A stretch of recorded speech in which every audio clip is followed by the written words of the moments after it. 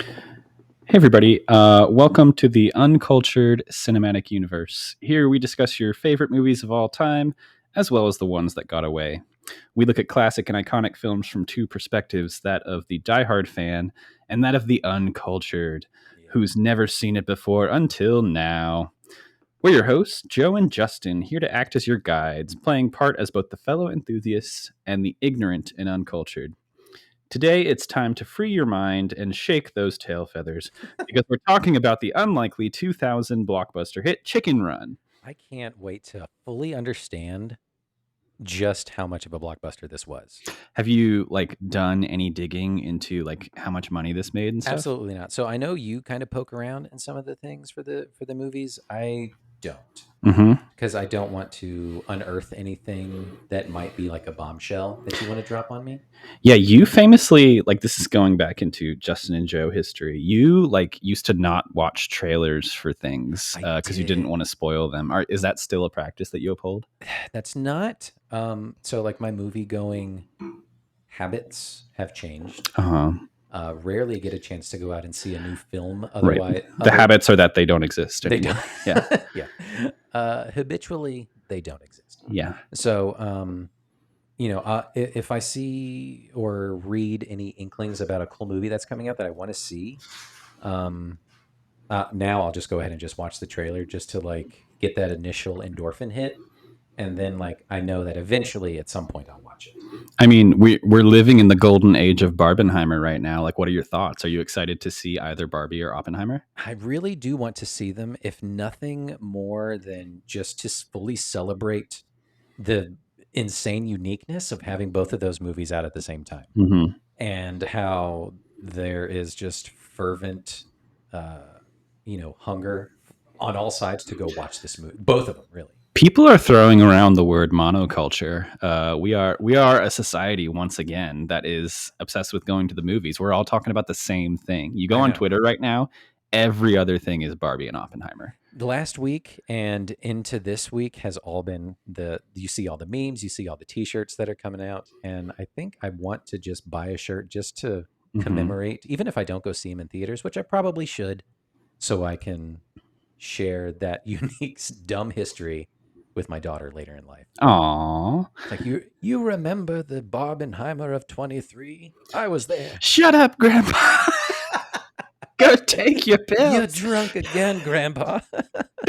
Grandpa, you're ruining the barbecue. I would fully, not be surprised if the mid-Atlantic accent comes back by then. So, Really? yeah, that You think fits. it's going to come back around? I hope so. Well, for regular listeners of the podcast, you know that I typically treat each episode as like a close reading of like a paper that you would write in Mhm. ninth grade. Oh, And yeah. so I like to have like an intro and a middle stuff and conclusion, regular like 5 paragraph essay. And I have been inspired by Barbenheimer, and it's going to make its way into my argument later when we talk about just like what makes a blockbuster. There's an argument? I Yeah, love it. because we Great. are, of course, rounding off Blockbuster month. It is the Correct. month of July. Yep. Our miniseries this month was all about blockbusters. So, you guys started with Terminator 2. 2, Yep. famous blockbuster, famous sequel blockbuster, famous Yeah. like movie theater moment, probably another moment where everyone was just talking about it, right? Yeah. We then went into Speed, Speed. Yep. which was kind of like a big kickoff moment for both Keanu Reeves and Sandy B. Sandra Bullock. Yep. We talked about like budget, we talked about effects, we talked about just big, Explosions. big. Yes, Yeah. going maximalist and everything. And And that's now why this one is such a curveball. I think it's a natural next step to talk about Chicken Run after these first two. Yeah. So so the reason I picked Chicken Run, this is a stop motion animated movie that came out in 2000 for anyone who doesn't know. It was Yep. made by DreamWorks as kind of like their big competitive moment with Disney pre-Shrek, right pre-Shrek at that moment. That Like really surprised me at the beginning. I was like, "Ooh, it's a DreamWorks." yeah, like a year before Shrek really like blew them out of the water. Yeah. Or blew Disney out of the water. Yeah. Lots of blowing. So the reason I picked it is not just because it made a ton of money, and I'm going to kind of get into my reasons, which it did. It made a lot of money. I'm So, surprised. So we can touch on this in a little bit, but just like, so there's the implication of the Mhm. Wallace and Gromit of it all, as well as, Explain that. What? so like the animation studio, this the style and the look is of Wallace and Gromit, Yeah, it's the same studio. right? So there's that, and then there's like British humorisms, Right. which usually impacts and has a fervent underground following or whatever for like a subset of It society. it doesn't seem like it would be a mainstream hit. And that's why I'm really surprised that like you presented that. I was like, Chicken Run was a blockbuster? Hmm. Okay. All right. Hmm. I'll get into this when I get to the stats, and then I'll have some thoughts on why it's a blockbuster. Yeah. But let's talk about just stop motion. What Yeah. do we think? Where do you land on stop motion as a visual art form? I love it. Yeah. I know, that there are certain people that just like can't stand it. It's either too like uncanny or too unsettling in some of the movements. Hmm. Like some people don't like Coraline for those reasons, that kind of Hmm. stuff. But I remember my earliest like feature length thing of stop motion was, which I imagine most of millennials, was The Nightmare Before Christmas. Yes. Stop motion, Robert Zemeckis, which some people confuse that Tim Burton did it. Not Robert Zemeckis, Henry Selick. Henry Selick, not Zemeckis. People would be after you with torches Yeah. for saying Zemeckis. For some reason, Henry Selick and Robert Zemeckis kind of sound. They both have similar names, and It's they're like both the same kind of syllabic kind of follow through. yeah. But yeah, that was my earliest memory of like a feature length. However, I think my first memory of coming across what stop motion was probably again like the early 90s, but it was music videos. Watching MTV, I grew up watching MTV a ton. I was a super rad kid, You're so cool. so cool. God But damn. the music videos from the band Tool, early on, did like really creepy stop motion style music videos. That's pretty cool. And they're so unsettling, and that's the kind of shit that I love. What is the genre of Tool? I haven't heard of them. They're kind of like stoner doom metal rock kind of thing. It's just really they've kind of evolved a lot more into like syncopated mathy kind of stuff. But that was my first introduction to like what is this visual medium thing that I'm watching. Mm-hmm. And then Nightmare Before Christmas, and then I'm trying to think of anything in between that and like Coraline that jumps out. Probably this one, but I didn't watch this when it came out. But Coraline as well, and then I can't remember the name of this movie. You're gonna have to circle back to me. But there was this big like 30-year movement, or not even movement. It was a passion project of some director guy who I think he worked on. I think he was one of the dinosaur guys from Jurassic Park. Okay. He did this long 30-year reaching project to make a stop animation, like heady, crazy movie. It's called like God something. I can't remember. I'll have to look it up. Did it ever come out? It did. It eventually did come out. I haven't seen it yet, but yeah. So like stop animation, I think it's rad. As an artist, a person who creates, I can really fully appreciate it, just for the amount of effort it takes. It's mind blowing. That's what I was going to say. Like when you see behind the scenes of any of these stop motion movies, obviously like the way that they do this is they're taking actual pictures of like clay-ish or other like moldable objects, and so they do it frame by frame, and then they tweak it, and then they take a picture, and that's a frame, and then it's a frame, and so it's never really like just a regular 9 to 5 day job for anyone. It's it always has the feeling of like this is someone's passion project. Yeah. We don't have a lot of stop motion films, and they all take like 5 years to make and like 8,000 hours. It so is years of someone's life going in day out and just like meticulously moving a little thing, backbreaking labor. Yeah. So it as an art form, it's probably like respected, but you can see how like it probably doesn't take off as much as like CGI or traditionally hand drawn animated stuff. No, because the investment is so high up front, and it takes a long time for the return. Mm-hmm. So, Which is so great when you get a company like Aardman, where Chicken Run was their first major like feature length thing, and right. so Yeah. they did a lot of shorts. I have kind of like a history moment with them. They made a lot of like short films, and they did stuff like you're talking about with music videos, and they did like little television spots and stuff that were all stop motion animated. And so they kind of made a name for themselves as Aardman Animations in stop motion. They're kind of like the first name in stop motion these days. Yeah. Besides maybe like Leica is another one now. So Aardman was founded back in like the early 70s. And then it wasn't until like very late 80s and into the 90s that they really started dominating. Weirdly, the Academy Award for animated short, they won that like 3 times. Really? So they would be crunching out these shorts. A lot of it was like Wallace and Gromit shorts. That's they kind of became famous with that. And then they partnered with DreamWorks on this movie because DreamWorks at the time, late 90s, early 2000s, was scrambling to compete with Disney.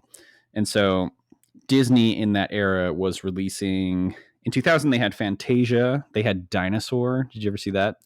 Where it's like The re-release of animated Fantasia and then Dinosaur. Yeah. Fantasia 2000, Dinosaur with like the traumatic meteor sequence, and Emperor's New Groove. Those were like their big 2000 animated movies to kind of put you in the moment. DreamWorks is looking for a hit. They released Prince of Egypt, which was like critically well received, won some Oscars, but maybe didn't make a ton of money. And they're about to release Shrek, and they don't really know what they have there. And so they team up with Aardman to release this movie. It ends up being kind of a crossover hit and like a broad reaching story, which I think is one of the facets of what makes something a blockbuster, is that it kind of has mass appeal. And I want to talk about like how this story is just like so tight and well made that there's one thing that we're after, and the characters all have very specific goals, and like it wraps up, and this is such a well shaped story. And so anyway, so like this is the first movie that Aardman releases, first feature length movie. It makes, let me see, $227 million. And it remains by a pretty large margin the highest grossing stop motion movie of all time. I believe it. So that's what we're. Well, I'm surprised that Coraline didn't have as much of Coraline. Yeah, Coraline. I think became more like a cult that's more of a following. Cult. Yeah. But was a little bit darker. Whereas this movie, like you could see it. This movie's still pretty fucking dark. Movie. Oh my god, this movie's still dark as shit at times. This movie's dark as shit. I think like within the first. I think it's in the first 5 minutes. There's a beheading, and it's just like, oh my god, that's dark for a kids movie. Yeah, it's really sad. And like having to tell children that's like, oh yeah, that's where like the chicken nuggets and chicken fingers that you love so much. Yeah, those are actual chickens. Yeah, and there's like World War II internment camp, no, not internment camp, POW camp vibes throughout. Like it's very, very inspired by The Great Escape. I don't know if you picked up on that. That's the video you music. sent me? That's the video that I sent you before this. That kind of shows the music. So this movie from like the 50s or 60s with Steve McQueen, and it's about a prisoner of war camp. It's almost comedic in a way, but obviously it has like dramatic moments where it's Steve McQueen and a bunch of hours in a German prison of war camp. The warden is like this German guy, and he's kind of like their nemesis, but they keep planning escapes again and again. Mastermind, he has like a science buddy who's like his brains. Yeah.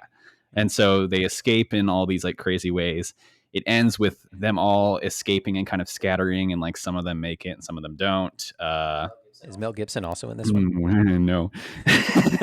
Baby Mel Gibson. Baby Mel Gibson. He was born in there. No. Yeah, the camp. So yeah, very much inspired by that time. The music is very like regimental. It's very marchy. Yeah. I love the music in this movie.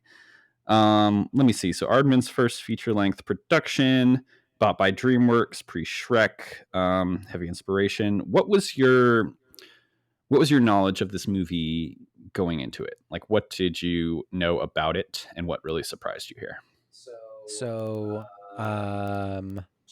2000, I'm in my early teens. Mm-hmm. Um, just on that burgeoning point of just like I'm not a girl, but not yet a woman. Mm-hmm. So like I'm trying to grow out of children's movies and kind of get more into adult, which I already You're not seeing had. this kid shit. Yeah, but getting ready for high school, that kind of stuff. So I remember seeing the trailer for this movie, and it sparked a lot of nostalgic memories when I downloaded the trailer that we're gonna watch here in a Mm-hmm. bit. Of like, oh, I remember seeing that like in theaters or on like VHS tapes or whatever when they used to put trailers at the front. Um, so I knew of it, and I remember that like, oh, that looks like Wallace and Gromit. I was familiar with Wallace and Gromit throughout the '90s. I don't remember like what channel it came on or how I was able to watch it, but I was like, oh, that's not for me. Like I wasn't super into British humor Mm-hmm. then. I was only like barely adjacent to it. Like I'd seen some Monty Python stuff. My dad loved it growing up. Mm-hmm. But I tried it a couple times when I was a little bit younger, and I was like, I don't quite get it what they're saying, and they're speaking really funny and talking kind of fast, and I don't understand. Same with Wallace and Gromit. So I wasn't super excited to watch this movie as a kid, and it just passed me by. But it was really surprising, taking it all in, especially since you poised it as like, oh, it's got World War II vibes to it, and it totally does. It's got like dour lighting. It's really dark and dank. It's so muddy. It's so oppressive, You expect and like a World War II tank to go by in the background. yeah, just a fighter pilot Mhm. jet just zip on by. Even though arguably it takes place in like maybe the 80s, the 70s, who knows? It's kind of like out of time It's out just of based off of the time. technology being used. It's like post 50s, I'd say. It's got to be at least, yeah, definitely past World War II. The war has ended, Hmm. The but Allies have yeah, won. Hitler exists within Chicken Run, but he's just not here anymore. he is dead. So it's that was really surprising of just like the tone of it being just so like we need to overcome and break our Hmm. chains, that kind of a thing. I was like, that's kind of like I can get how that's like easy to understand and like it's an escape kind of movie. And that's an easy concept for a child to grasp onto.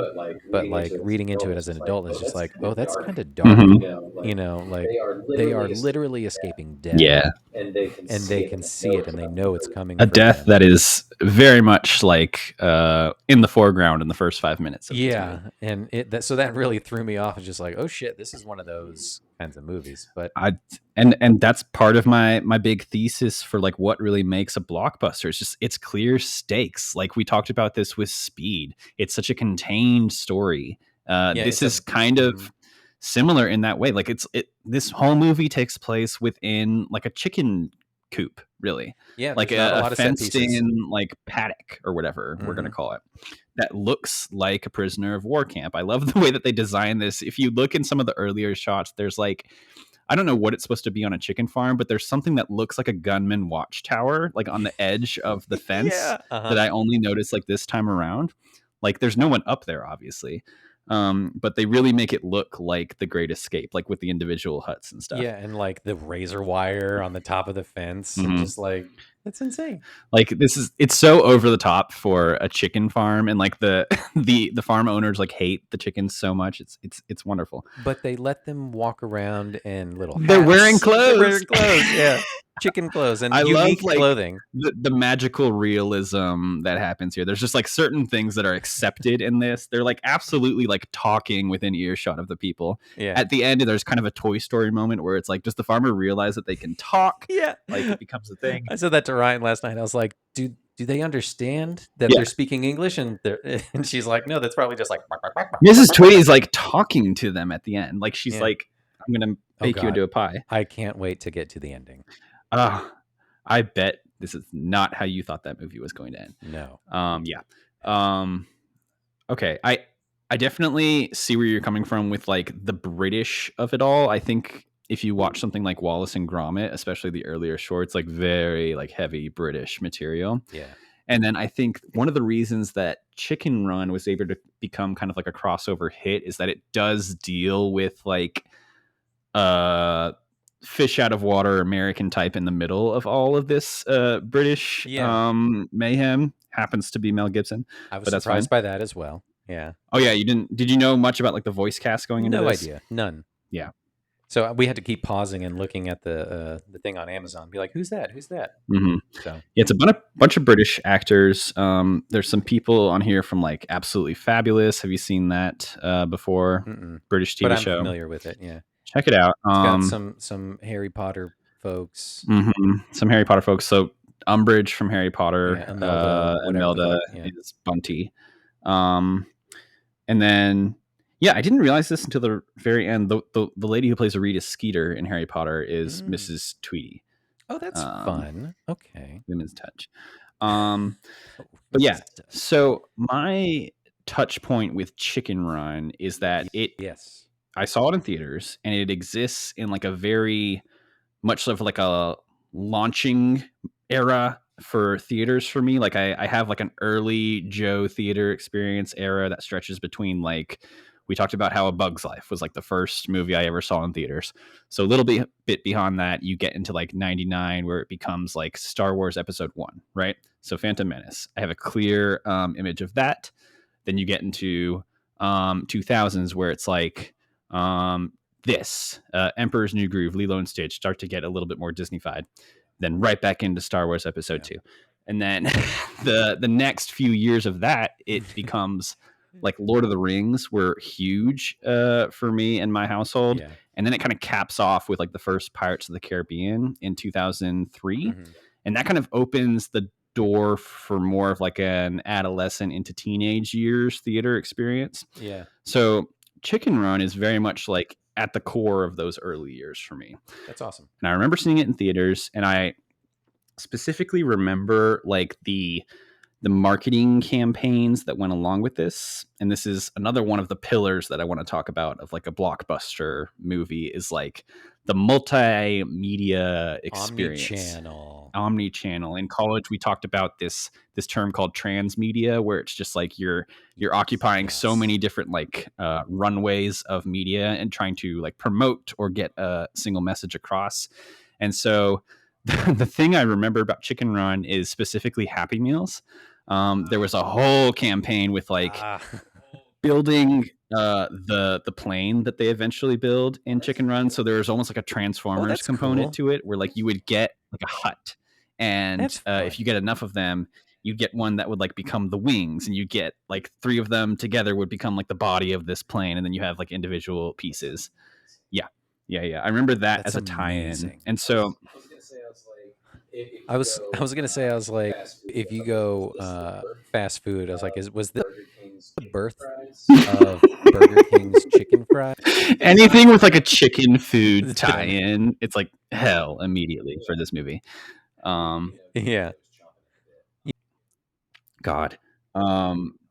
Yeah. So I want to kind of propose that as one of the many definitions of what we would call a blockbuster in this situation. So as part of this miniseries, we've seen like hits in terms of like financial revenue, right? Like all of these movies make a ton of money. Yeah. I think to be a real blockbuster, you need a bit of that like monoculture moment, though. It needs to have like a lasting impact. And this movie does in a way, especially for like the stop motion animation industry, because it was such a turning point in terms of getting stop motion onto the big screen, getting stop motion a part of like the public conscious. And so you see like big budget stop motion movies that follow. You have Coraline, you have did you see Kubo and the Two Strings like 5 years ago? Oh no, but I remember seeing trailers and that's stuff for that's also like a Leica movie. And then you have like the Wallace and Gromit movie, which also like won the Oscar when it came out. So good for them. This movie really paves the way for stop motion being not just like a critically successful genre, but like commercially as well. And so it's a turning point in that way. And then I think it also has an impact as a blockbuster because of its like marketing its level of marketing. So you have you have everything from like a million different character posters for this movie floating around to all the way down to like Happy Meals, like I was saying. So like in order to have that impact, you have to be like ingrained in so many different aspects of culture. Something that we're seeing right now with not exactly Oppenheimer, but definitely Barbie is like everywhere. And so it's you're not going to get the what would an Oppenheimer meal deal. Happy Meal toy be? Oh God, Just like would it be put just together the or something? bomb and stuff. Yeah. Yeah. Yeah, you get each piece of the symbol later at home. That'd be amazing. One of the toys is just like a piece of paper that just says hubris or something. And then there's the tie-in with General Mills cereal. You get enough box tops, you get the Oppenheimer hat. Mom, please. Fine. Yeah, so that's where I'm at with Chicken Run and like the impact it had at that time. Let me give you some stats and then we can kind of get into the bulk of this episode. So Chicken Run, directed by Peter Lord and Nick Park, both big in British stop motion animation. I think Peter Lord was one of the founders of Aardman, so this is kind of like a long time coming for him. Starring the voices of Julia Sawalha, who is Ginger, Mel Gibson, Miranda Richardson, Tony Haygarth, Timothy Spall, so another Harry Potter actor, actually. Pettigrew from Harry Potter voices the main rat. And then Imelda Staunton, among others. This movie was scored by John Powell and Harry Gregson Williams, which is the same team. Powell also did all the How to Train Your Dragon movies, while Gregson Williams did scores for the Chronicles of Narnia and The Martian and the Metal Gear video games. And so you get like a big, rousing, inspiring score from these guys, which I think is very present in this movie. Like the music is one of the things I think about first when I think about Chicken Run. Released in June of 2000. Again, Blockbuster, summer hit. Right, smack. And yeah, it made $227 million against a budget of $45 million. 40 small for, I guess, for I think this stop one animation. was weirdly fast for stop motion animation too. Like it only took them like a year and a half of production. I guess because like you said, like because it's such a contained set. And a lot of the chickens kind of look the same, you know. I have some stats there. So during production, 30 sets were used with 80 animators working along with people working overall. The result was 1 minute of film completed for each week of filming. Jesus Christ. And I think the part that we're forgetting is the entire like machine sequence was probably insane to film. I love that bit. Yeah, so that's Chicken Run. Why don't we cue up the trailer and I'll have you do the plot description and we can get into it. All right. Let's see how to get this. That. Why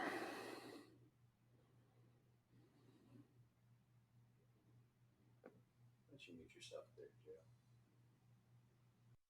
yourself there, Joe? Ever wonder what chickens do when you're not looking?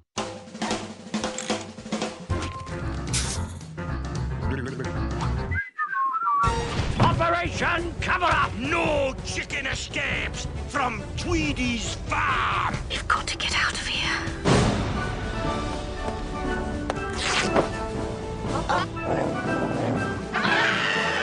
I know our last escape attempt was a bit of a fiasco. These chickens are planning a little getaway. The plan is, we go over the wire. That might work. Now. Yep. All right. So, so the fine folks can hear you.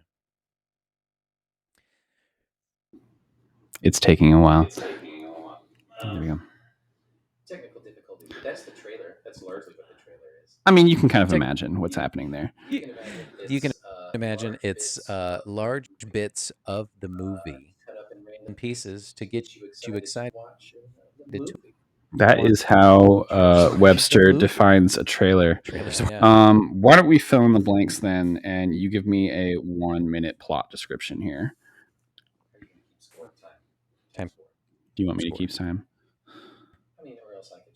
Here, I got you.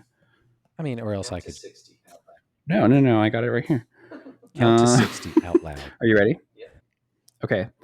1-minute plot description of Chicken Run starts now. Chicken Run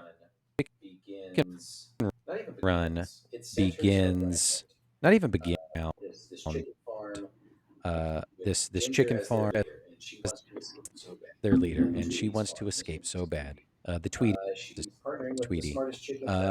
partnering with the smartest chickens out in her coop to escape, or else they will die on the farm. Then Mel Gibson is Rooster and on accident, and he's going to teach them how to fly. They're going to fly out of there. Turns out he's a leaves because he's like, hey, we're just going to build a plane. So they're like, we should change this movie plane, and then they're like, we should change this movie title to call it. So, but that would give away the end of the movie. To build a plane, so they do it all the while. And this is happening. They do it all the while this is happening. Trying to get a pie making machine, and it all blows up. Mel Gibson has sex with all the chickens. That's where you get all the chicks from at the end. I really love that we were able to fit in that this is like a weirdly horny movie at points. So horny. Yeah. So Mel Gibson arrives on this farm and gives them hope because he is presenting himself as a chicken that is able to fly. Now, I haven't done the research here, and I probably should have. Can chickens not fly? I think they can, just not very high. Right, because I feel like they're not like migrating or anything, but I feel like I've like seen them flying. Yeah, but just I would think a normal chicken might be able to scale over that fence. But maybe not. Maybe I'm wrong. Yeah, I mean the way that they're animated and the way that they're like clay motioned together in this, they have arms instead of wings. Essentially, they have literal chicken. I like the way that the chickens are modeled in this movie. They have opposable thumbs essentially, and I also love the what is the word? Like I love the size ratios of everything because like eyeballs are humongous. I mean the bodily proportions, yes, but like you're on their level for the most part, and then one of the humans come in and they're like twice the size of one of their chicken coops, and so it's kind of insane like how small they actually are. So yeah, there's a couple different turning points in this movie where there's montages of them trying to escape this chicken farm in multiple different ways because they are being bred for their eggs, essentially. Yeah. And if they don't produce eggs, they get their heads chopped off and they get eaten by the farmers. It's so graphic and very suggestive. To be clear, they don't show a chicken getting her head chopped off, but like you hear it basically. The implication shadow, you see the knife come down, or like you see it coming down, but you don't. There's no penetration, but chickens bones later on the table, they clink in. Yeah. So Mr. and Mrs. Tweety hate chickens. You can tell they're not satisfied with their situation on like a Dickensian level. Like they really want to get off this fucking farm. Right. Yeah, they're trying to make it as an egg farm, small business in the English countryside. On the English countryside, but they are making razor thin margin. Mrs. Tweety just can't take it. Just minuscule profits. I love that part of the movie where she's like, I'm sick and tired of making minuscule profits. And then she immediately sees a magazine that says, are you sick and tired of making minuscule profits? Like, she bought that magazine that it was there. That's like the title of the magazine. Volume 7, you know. November. So that gravy making pie machine, whatever, and that they had to put in to get that fucking billboard on the side, like eaten into their life. I mean, like only the farmer guy has to build it all. But yeah, it is this massive piece of technology because they finally decide they there's such like a heel turn where like they're sick of raising these chickens for the eggs. They're just going to completely raise them for pies instead. So we're going to slaughter the chickens. And the chickens realize, and so it increases their need, obviously, to escape. Rocky, the American rooster, comes into play. They think he's a flying rooster. He tells them he's a flying rooster because he needs to hide from the circus that is trying to come after them.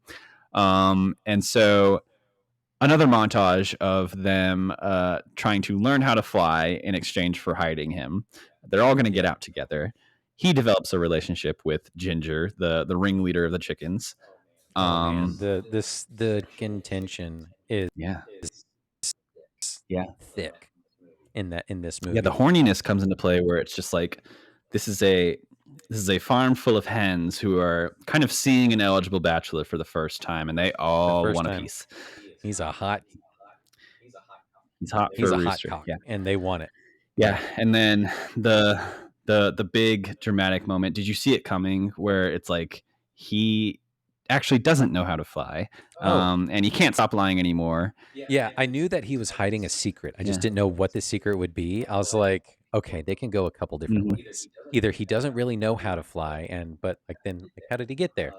Or he's actually a hen posing as a rooster. Wow.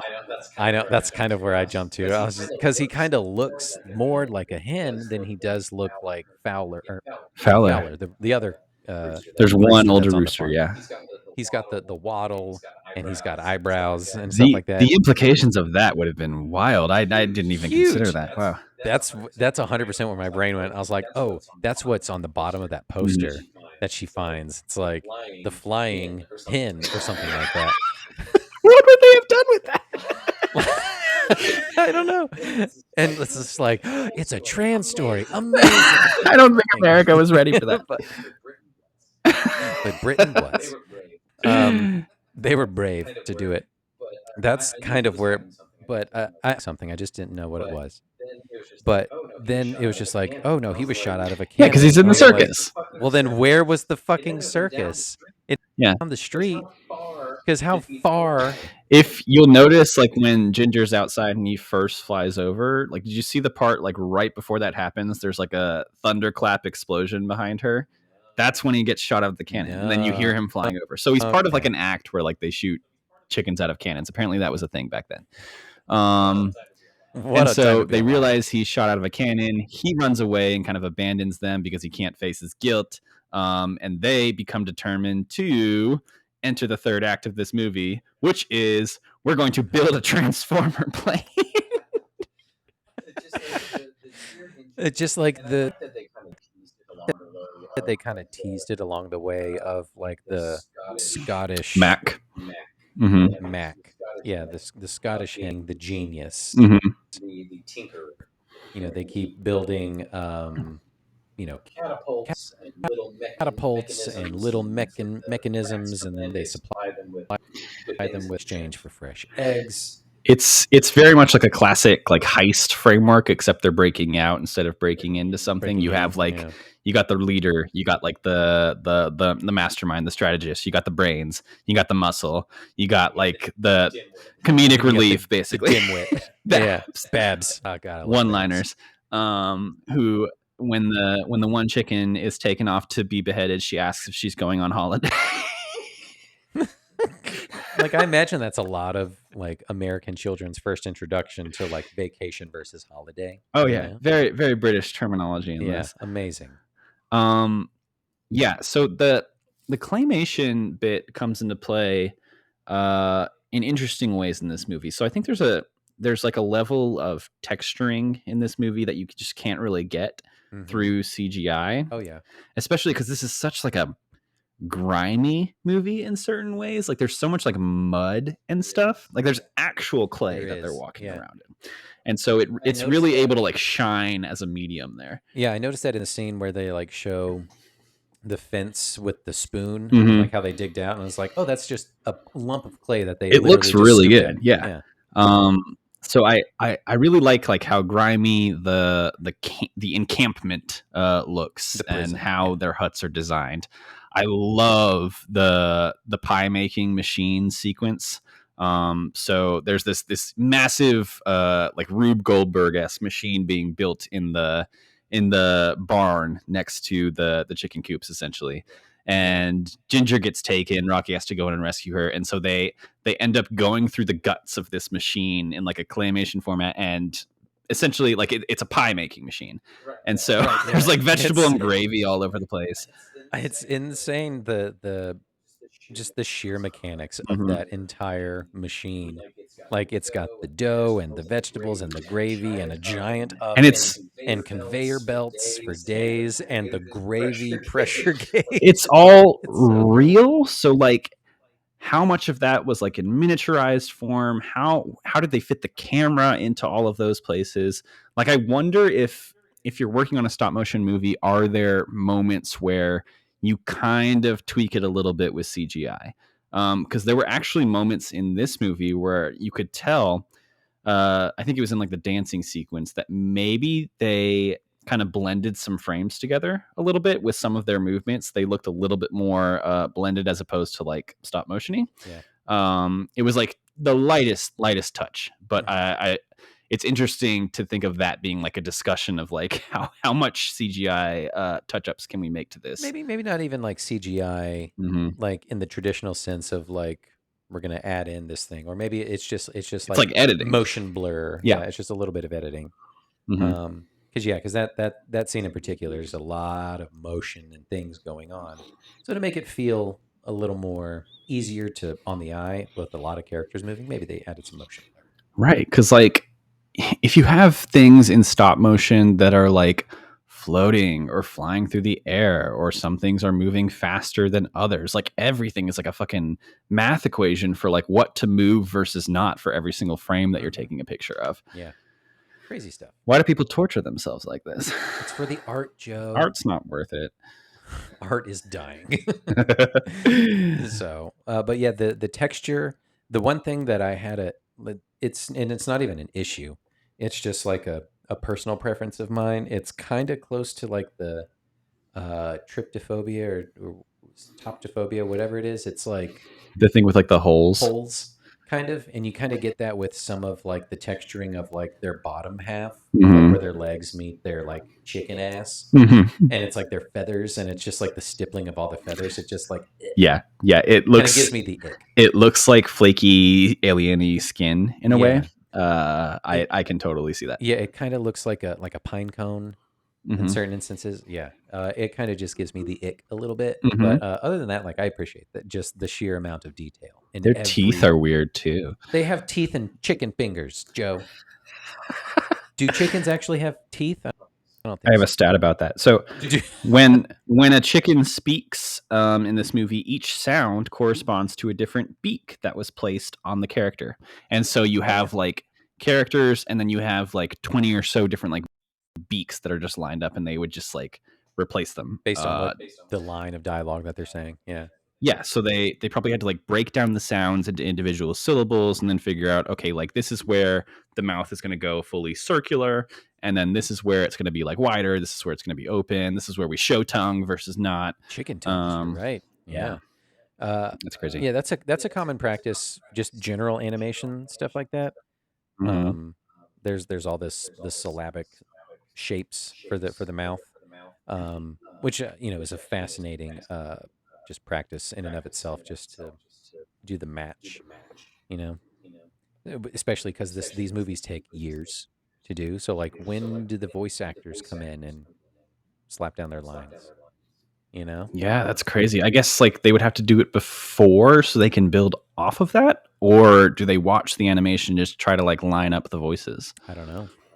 That's crazy. Or do they do it at the same time? It's not for us to figure out. For us. It's for smarter folks. Yeah. They probably didn't make the voice actors stay on set for a year and a half and voice each of Could these you imagine though if they sequences. did? Mel Gibson's like, this is costing you another $10 million. He's like, Jesus Christ, I can't stand it anymore. That's it. Passion of the Christ. Chicken Run leads into Passion of the Christ. I bet there's definitely 7 degrees there. Yeah. So like I said before, this is a very contained story with clear stakes. It's a tight movie. Yes. It gives you folks to root for, it gives you folks to root against. There's like a couple different twists that are interesting. It is physically contained within a space, so you kind of get to know it. You get to know the mechanics of everything that's happening around you. There's like references made towards the end of the movie from the beginning of the movie. Like the beginning of the movie, you talked about like them digging out underneath the fence as one of their many escape attempts that it shows in like that opening montage. That ends up being the way that they show that Rocky gets out at the end when he kind of runs away. It shows the spoon again. And so it's very contained. It's very tight script in that way. There's some very impressive like set pieces in terms of like the machinery sequence, and then the plane that they end up building out of multiple huts and fabric and stuff. Bonkers. Yeah, the amount of just moving parts. It's chicken feet pedal powered. It's very cool to watch. There's like gears everywhere. It looks like a big, huge like treehouse on wheels that has wings, kind of, and like it goes into the innards a lot. It's and very like them all pedaling and stuff. It's very Lost Boys from Hook. Yes, that's what I was just thinking. Yes. Yeah. Lots of like wooden planks and stuff and wires. And then there's like a pretty crazy and like action-packed sequence at the end where they are flying. There's Christmas lights, is it, that like gets caught onto the end of their plane, so that's trailing them, and then Mrs. Tweedy, the evil farmer, like hooks onto that, and so they're flying around with her hanging off of it. She's got a hatchet and murder in her eyes. She looks insane. I love the design. She looks so crazy. She's like this housewife that's gone like full like Jason. That whole ending sequence is it's very fast but pulse pounding and very exciting. And so when it's the bait and switch kind of thing, she comes down with the hatchet, but Ginger ducks her head and cuts the wire, and it's like a solid 30 seconds of like the reveal, and then you realize that she's holding onto the wire the whole time. That chicken is strong as fuck. Oh yeah, it's insane. And then she just lets she cuts herself off the wire essentially, and then they eventually fly away. But like one of the shots, they're flying away, but like the fence line is right here, so like they didn't get very far. Yeah, but during this whole 6-minute sequence of escape. Yeah, they're kind of going in circles during this flying sequence, and then they end up at a convenient bird sanctuary, which is nice. Dynamite. Yeah. It's all the chickens on an island that looks like Bug's Life. Yes, that is exactly what I got to. Connections. Yeah. My final notes on the plot here is this is ultimately a movie about the mechanics of aviation. They get really into the science of it. Both the animated movies we have watched, this and Bug's Life, have a secret avian construction plot point. They do, and they're very similar. Because they build a bird in Bug's Life out of leaves and stuff, and it becomes like integral to the plot. And the adding on to like the World War II comparisons or imagery in this movie ends with a gravy explosion that looks like a mushroom cloud. Did you catch that? Yeah. It's essentially they drop the bomb on this chicken farm and then they fly out of it. Leaving the Tweedies destitute. As they should. They sunk all their money into that machine, into the advertising. Surely they did like radio spots and stuff like that. Like they have zero money now. It's great. And they have no home. It's amazing. What do you think happens in real life if this happens? So like your chickens have built an airplane and flown away. They probably can't get far. They're on the radar of the government at this point. Like, do you call the police and be like, well, so I need to get my chickens? So first of all, this is Britain, and they are they're not police officers, Joe. You call it constable? You call it the constable in. Or Constable. I can't remember what else you call a British police officer. It's like a bobby. It's a bobby. Yeah. Hot Call it a fuzz. bobbies Yeah. or Scotland fuzz. Yard when they come in. But if this is like the 50s and 60s or something like that, you know, I don't know if radar exists. Is there an unidentified giant? They're a large, like flying object enough to lift a human being, right? And so hopefully they don't fly too far. But it's also, again, it's that Toy Story element of like, who's going to believe you? You know? Could you also imagine? I can imagine like a darker twist too, of like a Icarus kind of storyline. They can't control it, and they just keep flying up into. They go too high. They fly too high. They flew too. They all hold hands as they like freeze to death. Freeze-dried chicken, amazing. And then they fall back down to the earth, but then the pressure cooks them, and then they're just perfectly cooked chickens by the time they land. Jesus. Dark. Yeah. So that's Chicken Run. Chicken Run. Justin, what were you surprised by this movie? What'd you like? What'd you hate? I had a good time. I appreciated how tight the time was. Like it was in and out. It was like you said, it's a very short and easy to consume plot point, or just plot in general. We watched it over the course of 2 nights because we paused it about halfway, or what I thought was halfway, and turns out there was only like 10 minutes left. I was like, okay, it's split into like a few different sequences, and they're all like separated by like a montage of something happening. And that's pretty much it. We stopped it on the first night, like just before the uprising.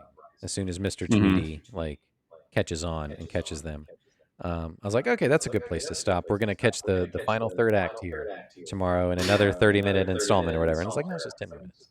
I love the line where like they're actively fighting against him, and he shouts to his wife that the chickens are revolting, and she's like not even looking. She's like, finally something we agree on.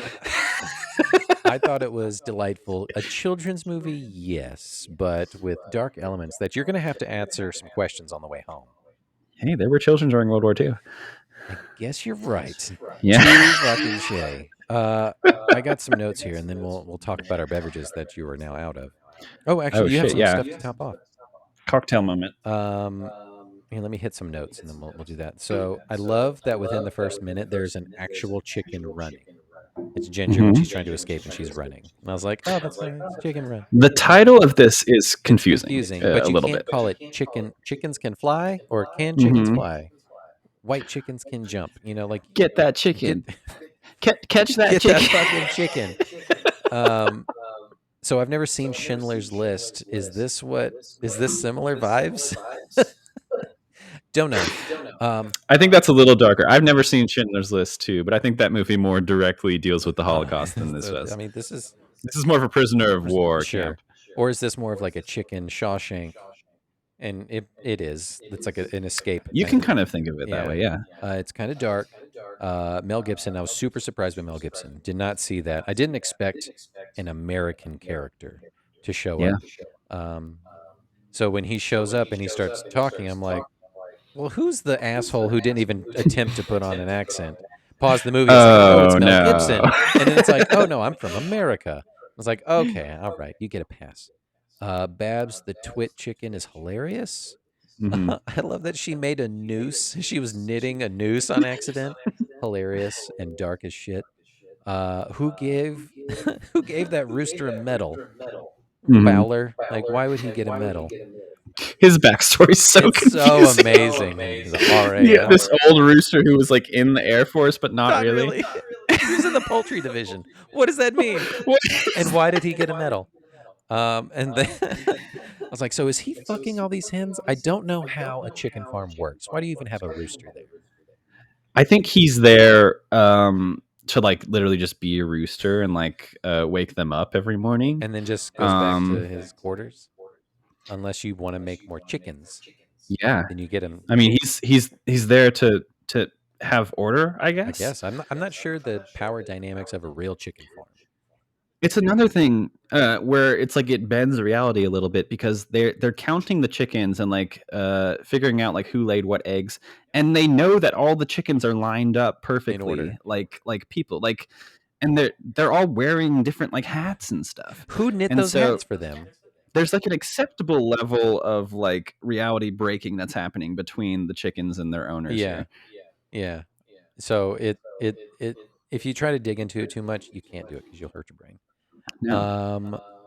I loved how, and we talked about this, just how horny it was, how all those hens wanted to bang Rocky as soon as he showed up. Mr. Tweety is a cluck, 100%. He's got big cuck energy. Rocky and Ginger are going to fall in love, aren't they? And they did. I love that they didn't. And Ryan kept hinting at this towards the end. She's like, "Oh, they're going to kiss. How do you animate beaks kissing? How are they going to do They that?" did kiss. They did kiss, but it was just a head in front of another head, so they didn't have to show the mechanics of two beaks. It's like they kind of like make their lips into a circle and then they press those two tubes together, basically. And they're just exchanging. It's like they're not French kissing. Yeah, they're English kissing. I wish there were more room for cock jokes. That would have been good. Love the Indiana Jones reference with the hat. There was another reference in there too. It's a Star Wars reference. Where's the Star Wars reference? It's like right after the hat. They're escaping the machine and they do like a Luke and Leia on the rope thing across the gears. I missed that one. Yeah. And then there's a Star Trek reference with Mac, the Scottish hen, with giving her all she's got. Captain. Yeah, she's Scotty down in the engineering. 100%. Yeah, love that. Let's see. So Mel Gibson is giving kind of Tim Allen vibes. It sounds at multiple points like Tim Allen doing Buzz Lightyear from Toy Story, which I thought was interesting. Love the montage, building of the plane. Shouldn't this be called Chicken Flight or Fly? But that would spoil the ending. Now, it's not that they have little accessories that bother me. It's the fact that they have fucking chicken fingers and teeth. You don't like because the fingers. There's some shots where it's like just the hand comes in and grabs something. It's like, oh, who is that? And then it's like, oh, they have fingers, of course. There were certain sacrifices that had to be made in order for this to function as an animated movie. Yeah, we already talked about how Ginger is the strongest chicken ever, holding the line for 30 seconds. And then at the end, who made all those babies? Who made all the baby chicks? You know who made all the baby chicks. It's Rocky and Ginger? Maybe there's more chickens on the bird sanctuary that we're just not seeing. Are they poly chickens? We will likely find out, though, because do you know that there's going to be a sequel to this movie coming out later this year? This year? Yeah. Chicken Run 2. There's a sequel 23 years later. It's going to be on Netflix. It's called Chicken Run Dawn of the Nugget. Dawn of the Nugget? Yeah. It's about them, and they have a kid, and something's like threatening the bird sanctuary that they live on now. And so they have to like stage a break-in or a heist or something again. Oh, wow. And they have like a daughter now. Amazing. Yeah. Does it also take place 23 years later? Because I don't think a chicken's lifespan is 23 years. No, I would guess not. Yeah. The lifespan of chickens is an interesting plot point in this too, because like Fowler, the rooster's like old, but what does that actually mean for a chicken? Like he was in the Royal Air Force arguably during World War II. Okay, so maybe this is a little sooner. But is he like 5 years old? Like how does that work? He's 5 years old, but he's an old chicken man. Yeah, so this movie paired with A Bug's Life, Joe, this says a lot about you. That those were your picks and those are some of your favorite movies, because those movies comparatively are very anti-establishment, breaking your bonds. I was very much like your oppressors.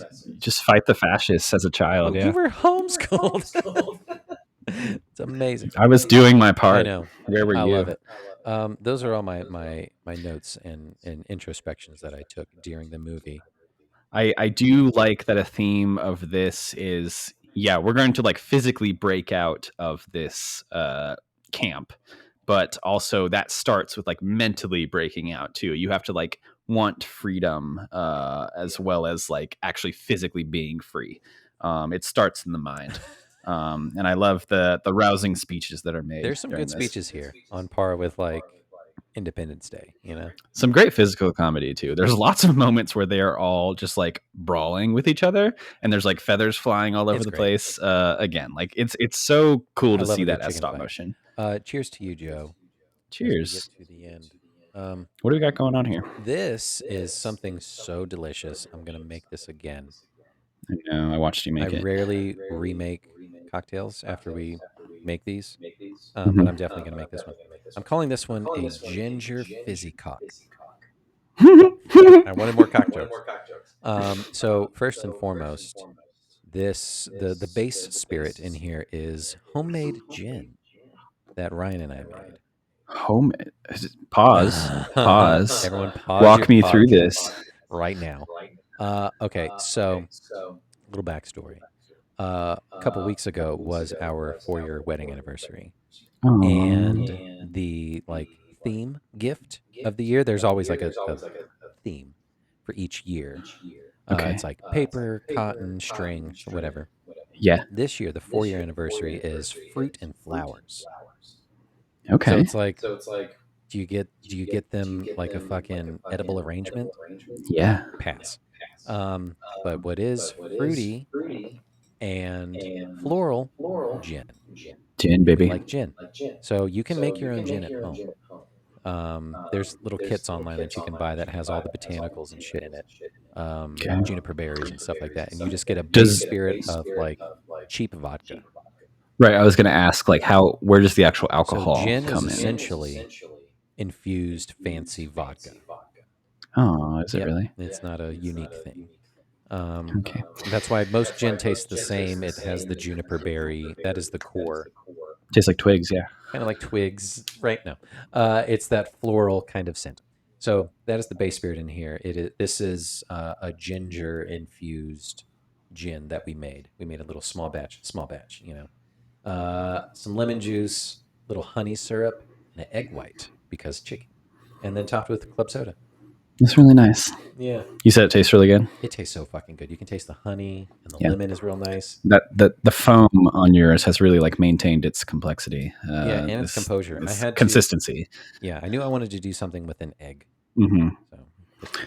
So, I went in a different direction. So I have what I'm calling the grass on the other side, inspired by this movie and how they have a whole thing about how the grass is greener on that hill that they can't see. And so for this recipe, it's really, I'm just going to say anything green that you have can go into this. It's kind of like a build your own grass on the other side situation. What I used was 1 part sour apple schnapps. Okay. 1 part clear gin, half a part lime juice, and topped with ginger ale. Delightful. It's very sweet, and it's getting me a little tipsy right now. So it's just gin? Oh, and then I guess the apple. Gin and schnapps. Gin schnapps. Which I don't think are supposed to go together, but I didn't really want to do a vodka. Yeah. That's delightful. And I called you out on it. Like, it looks green. It's very green. It's very green. Yeah. 100%.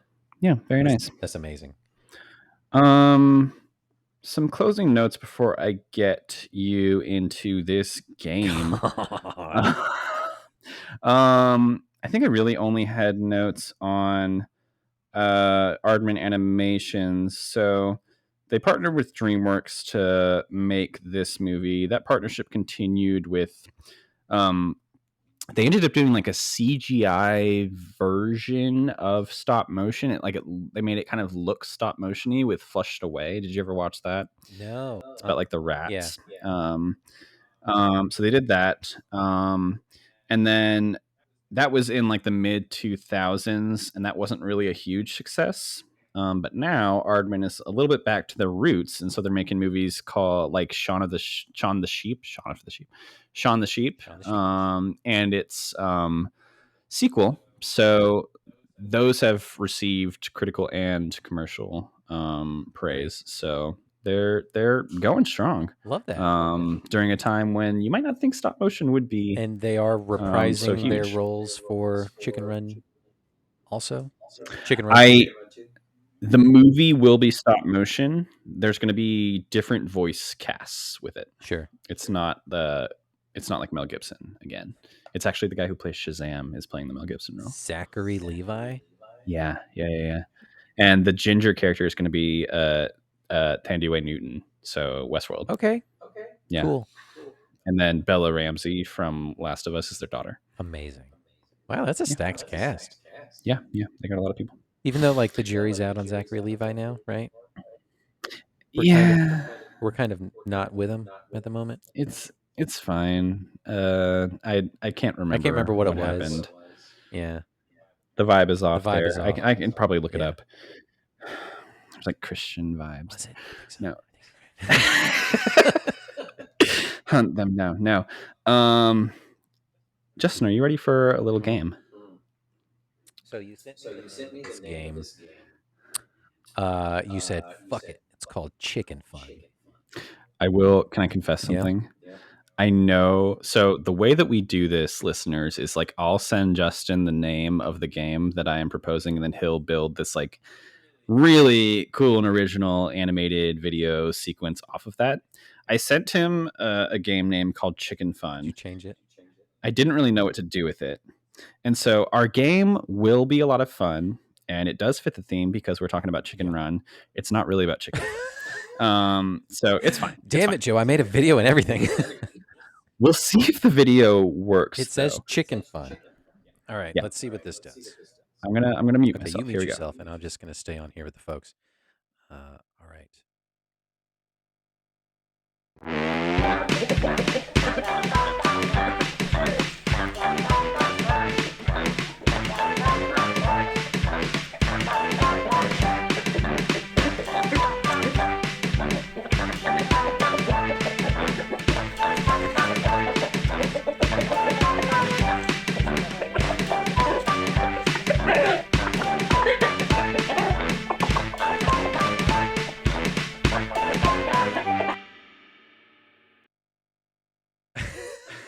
So for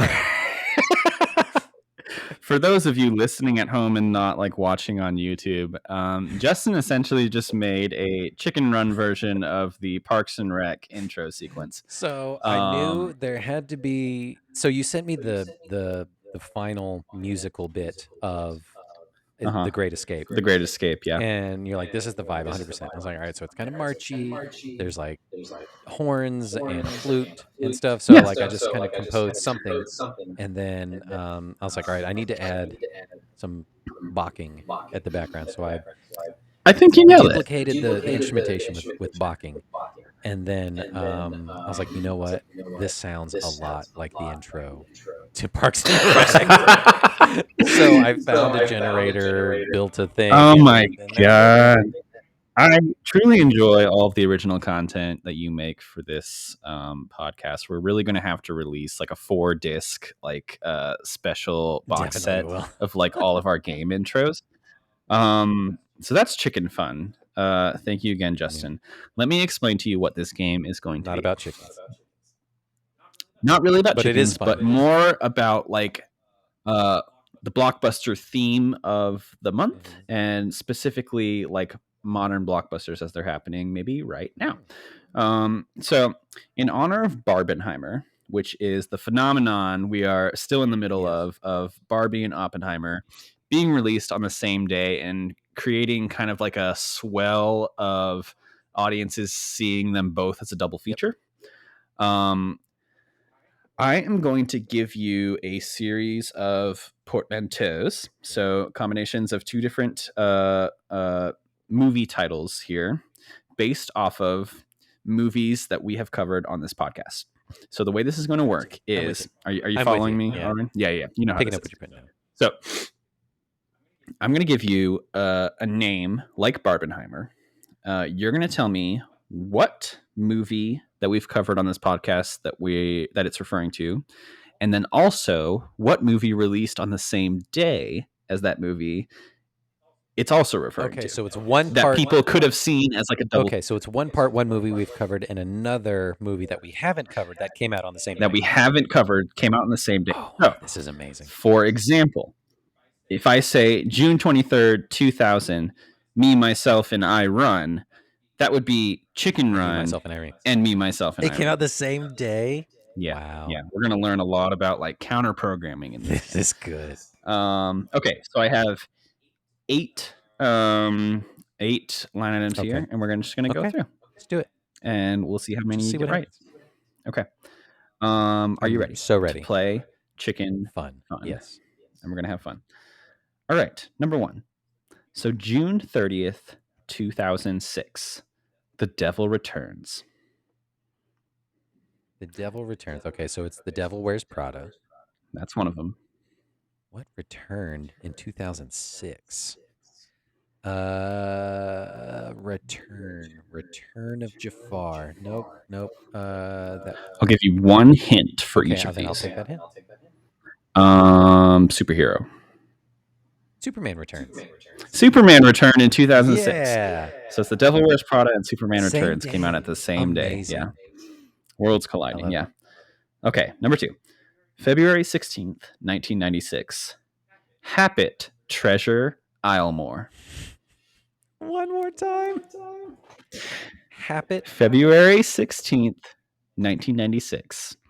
Happet Treasure Islemore. Okay, so Muppet Treasure Island. Yeah. Happet Islemore. 1996. I'll take the hint. I'll take the hint for a half point. Okay, sports. Happet Treasure Islemore. Hammore, Halfmore, Hallmore. I don't know. Oh, you're closing in on it. You're so Hallmore, close. Halmore, Haldor, Hodor, Hodor. You give up. It's Muppet Treasure Island and Happy Gilmore. Gilmore. Fuck. 96. That's a good one. That's a good one. Okay. July 14th, 1989. Are you ready? When Lycery met Killy. Okay, when Harry met Sally. That's one of them. Lycery. Lice. Kill. License to Kill. You nailed it. I loved you working that out. Okay. Yeah. December 3rd, 2010. Okay. Black Express. Black Swan. Pineapple Express. No. Polar Express. Polar Express 2010 IMAX re-release. The re-release. That's right. Yeah. Okay. Couldn't get that one past No. you. June 10th, 1994. Spitty Spickers 2. We covered this. It's Speed and City Slickers 2, Curse of Curly's Gold. The Legend of Curly's Gold. It wasn't Curse. That's right. It was just a legend. Spitty Spickers. Can you say Spickers, Joe? I don't think you can. Is Spickers something? Oh, no. Don't cancel me. September 29th, 2000. Remember the Show. Best in Show. Remember the Titans? Wow. I thought that was going to be a hard one. Come on, man. Come on. What was happening in September 2000 for you? Okay. 2 more to go. Okay. December 15th, 1974. Father Stein. Father of the Bride. Young Frankenstein. No. You got Young Frankenstein. Okay, give me your portmanteau one more time. Father Stein. Just Father Stein. Father. Was there a movie called Father? In 1974, no. Godfather. It's Godfather. Godfather Part 2. Okay, yep. I made it a little tricky for you. Yeah. Okay. Last one. Here You we ready? go. These were all easy. I thought they were going to be harder. November 20th, 1998. Bugrats. Bugrats. A Bug's Life. Mhm. Is it the Rugrats movie? Yeah. The That's like the Mugrats only and one Bears. of What is it these. called? Takeover Pair. No, it's just the The Rugrats Rugrats movie. movie. That's the only one of these that would like actually work as like A double feature to go see? Yeah. All these other ones don't make sense. Amazing. Congratulations, Justin. I say you got it like a solid 80% I think so. on that one. An 80 out of 8. Yeah. I love it. Yeah. Did you have That fun was and do you feel like a amazing. chicken? I feel like a chicken who had fun. Who's just Yeah. here. I feel like Babs, you know. So I think the title of the game is not only appropriate but also like very Just fitting. Cockmanto. Cockman. That just sounds like a martial arts fighting style. I'll edit the video and just instead of chicken fun, I'll put Cockmanto. Oh, that's some big thunder. I don't know if we're picking that up on the microphone, but it's actively We're storming picking outside. that up. Yeah. Oh, Justin, This is great. Chicken Run. So much fun. This may be the only stop motion movie that we'll be able to cover, and I'm glad we were able to cover it. Yeah, you're right because there are so few. and we've both seen like we've seen Coraline and stuff, right? Nightmare Before Christmas. Yeah. And then whatever been a that while. other God movie is that I talked about that took 30 years to make. You may need to send that to me. We'll post it on figure that Instagram. out. But yeah, this was fun. This was a delight. Even though there were some heavy-handed themes, some dour themes, dark connotations of sorts. British cinema, That's British cinema, baby. Yeah. You know, but it speaks a lot to your character, to Joe. You know, as a person, I'll take that as a compliment. it is a compliment. 100%. You take no shit, and you will not be shackled. Yes. Try to chain me up and take my eggs? Hell no. Those are my eggs. My eggs. It took my eggs.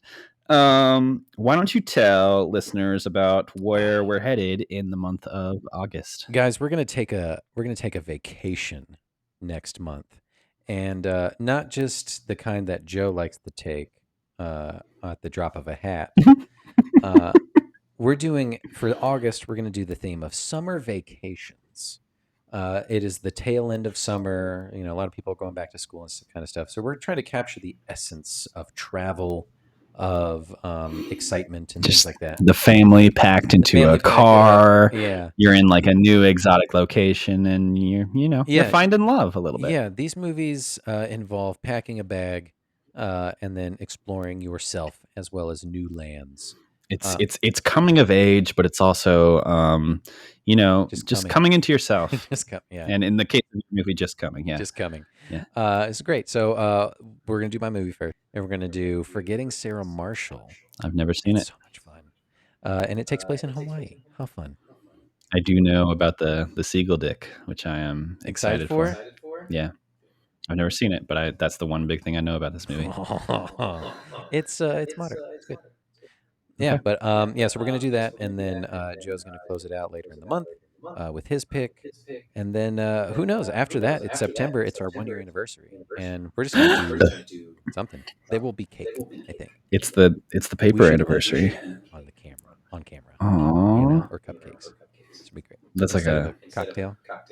Yeah, people pay to watch that. I think they do. We'll make some money. Anyway, this is great. Chicken Run is a delight. Can't wait to watch it again and show it to my daughter. She's going to enjoy it. That was the Uncultured Cinematic Universe. Thanks, Joe. Join us next time for sex comedy. Bye.